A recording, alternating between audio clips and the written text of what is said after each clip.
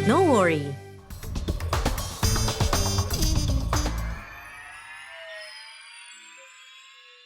Dipersembahkan oleh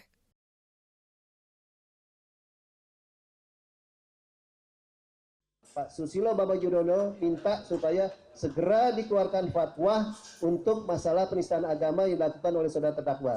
Saya mau tanya lagi, ya? Tidak ada. Sekali lagi, saudara saksi, ada atau tidak?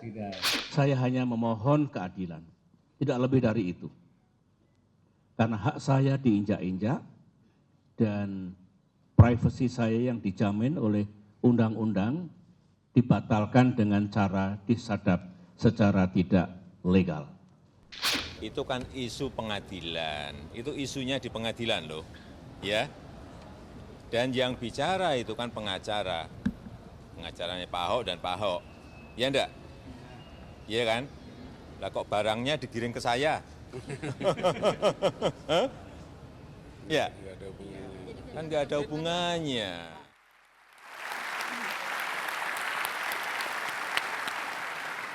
Mas Didi mau menjawab Pak Jokowi tadi, kenapa barangnya digiring ke Pak Jokowi? Begini ya, saya jawab dulu begini ya kan. Pertama-tama kenapa itu ada penyadapan, jelas sekali pihak Ahok ya, Ahok dan pengacaranya di persidangan dan setelah sidang mengatakan ada rekaman ya. Rekaman ini patut diduga bisa karena penyadapan. Lalu yang paling penting juga disebutkan tanggalnya, harinya secara detail, jamnya jam berapa. Ini sudah indikasi yang sangat kuat. Dugaan kuat bahwa ada penyadapan. Yang saya heran justru penegak hukum ini sudah jadi keonaran luar biasa, kekisruan luar biasa, diam saja. Ini kan bukan Mas Didi, delik aduan. Saya mau Jadi sampaikan saya kira, bahwa pengacara Ahok mengatakan, dan saya kutip, kami tidak pernah bilang punya rekaman Siapa penyadapan bilang? saat di persidangan. Isu itu muncul di ruang sidang. Kita bisa siapkan pernyataannya untuk kemudian nanti diputarkan. Hanya untuk supaya saya tanggapi mengklarifikasi dulu. karena pengacaranya tidak ada di sini. Tim pengacara Ahok ini berubah-ubah nih, kayak bunglon dia berubah-ubah. Hari pertama dia menyatakan jelas ada rekaman, detail jamnya dan sebagainya. Besoknya dia mengatakan dari liputan6.com.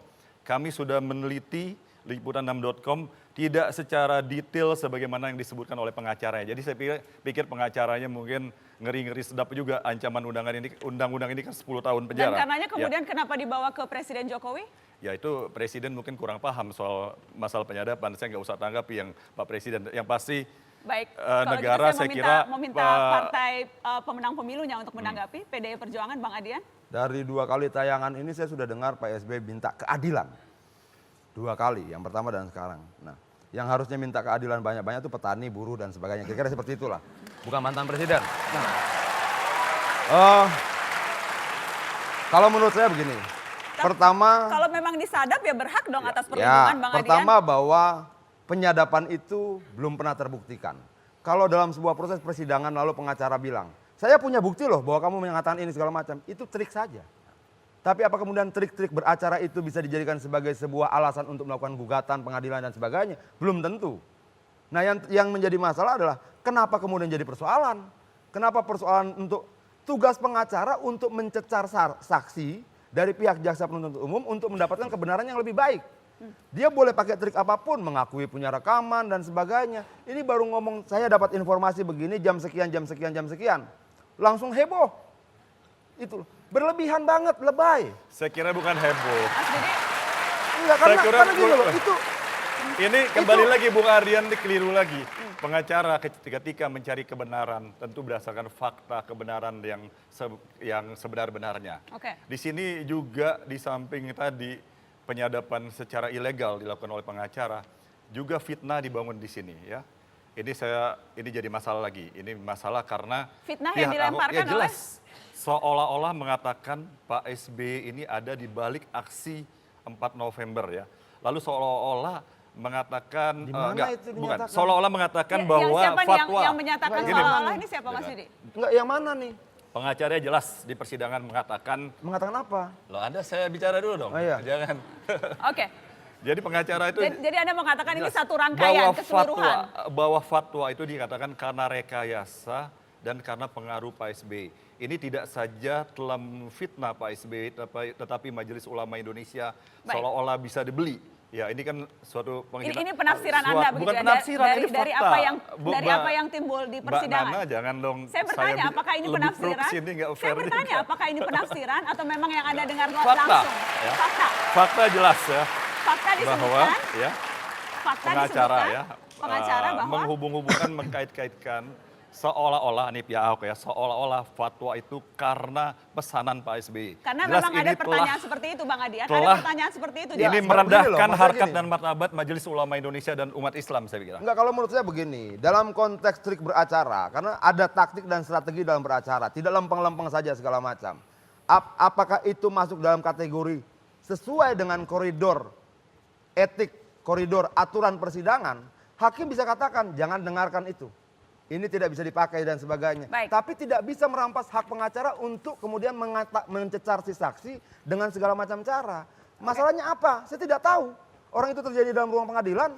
Ruang pengadilan itu seharusnya kalau hakim tidak berkenan terhadap pernyataan itu, dia bisa hentikan. Baik. Tidak berkenan, dia bisa bawa keluar orang itu. Baik, saya ingin yang jelas. Enggak, maksudnya gini, Mbak, bentar. Enggak, Bagaimana Diam mungkin? Kiai Bentar, Bang. Haji Maruf Amin Sebentar, bicara sebentar. dengan Bentar dulu. berulang-ulang dengan Sebentar, saya ingin- itu bukanlah suatu etika Saya pengacara ingin mencecar kita mendengar, berulang-ulang baik. orang tua yang sangat kita hormati Baik. dicecar. Yang pertanyaan jelas ini sama, soal sadap menyadap. dipaksa Kita untuk ingin mendengarkan. menyatakan bahwa itu pesanan Sabar, fatwa itu. sabar. Baik. Bukan Saya ingin Sabar, kasih sabar, kesempatan sabar. Mas Aryo yang duduk anteng di samping kiri Bang Adian. Hai. Saya ingin tahu pendapat Anda karena kemudian kita mendengar Pak Prabowo sempat mengatakan seperti ini. Kita dengarkan apa pandangan, kita lihat apa pandangan Pak Prabowo soal sadap menyadap. Kita lihat Pak Prabowo Subianto mengatakan menilai seseorang tak perlu takut disadap, semua negara nyadap. Ya kita kalau bicara yang benar ya nggak apa-apa. Saya tahu kalau saya juga disadap, kata mantan Danjen Kopassus itu. Kita lihat lagi apa pernyataan Pak Prabowo soal sadap menyadap ini. Apakah ada yang lain? Baik. Komentar Anda? Jadi saya ingin tahu karena Pak Prabowo bilang ini apakah memang menurut Pak Prabowo dan juga menurut Gerindra sadap menyadap ini sesuatu yang tidak perlu terlalu dipersoalkan atau memang ya ada hak keadilan seseorang yang terampas, terlanggar?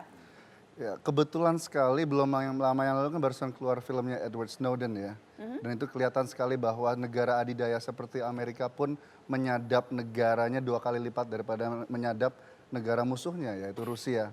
Jadi kita harus mengajar semua warga Indonesia bahwa kita hidup di dunia era digital abad ke-21. Pak Prabowo menyadari itu dan dia harus ingin mengajak, terutama apalagi sekarang ada Undang-Undang Nomor 19 tahun 2016 tentang ITE ya, informasi dan transaksi elektronik, di mana kita semua harus berhati-hati. Tukang bakso ngomong apa aja bisa dipidanakan. Itu semuanya terbuka dan apa yang beliau sampaikan ini harus dicamkan oleh teman-teman bahwa zaman sekarang kita ngomong positif, negatif, ada yang mendengar. Big Brother is listening. Dan itu tidak apa-apa? Dan itu tidak melanggar apapun itu? Oh, sudah jelas melanggar kan buktinya Edward Snowden Tapi sekarang kata Pak Prabowo sudah tidak apa-apa tuh. jelas Edward Snowden kan buron dari Amerika. Nah, kenapa Pak Prabowo bilang itu tidak apa-apa? Karena beliau sadar bahwa di Indonesia ini ada banyak permasalahan yang lebih penting seperti ya masalah buruh, masalah petani, pekerjaan dan juga upah minimum buruh, apalagi ya di Jakarta masih banyak PKL yang belum dapat pekerjaan dan itu kenapa kita ingin menyejukkan suasana. Udahlah, itu sudah kenyataan abad ke-21.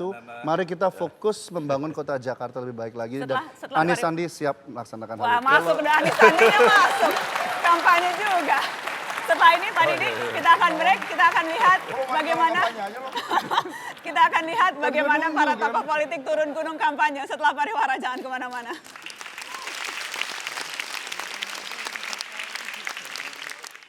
Dipersembahkan oleh